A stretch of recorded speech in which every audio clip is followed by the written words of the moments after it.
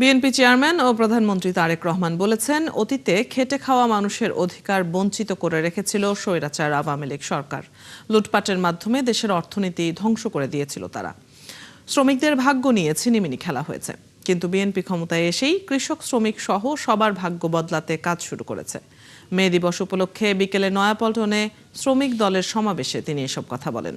প্রধানমন্ত্রী জানান, শ্রমিকদের কর্মসংস্থানের জন্য বন্ধ থাকা কলকারখানাগুলো চালু করার নির্দেশ দেওয়া হয়েছে। পর্যায়ক্রমে সেগুলো চালু করা হবে।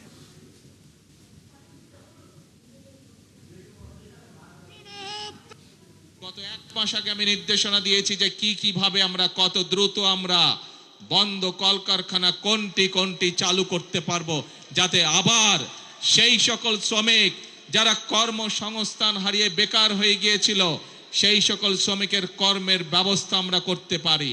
সেই মিটিংটি এই সপ্তাহে আবার নির্ধারিত হয়েছে।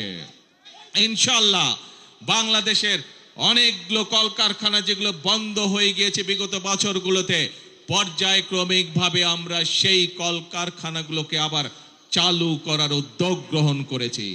প্রিয় ভাই বোনেরা, শুধু এই বন্ধ কলকারখানা চালু হলেই সকল শ্রমিকের কর্মসংস্থানের ব্যবস্থা হবে না আমরা জানি।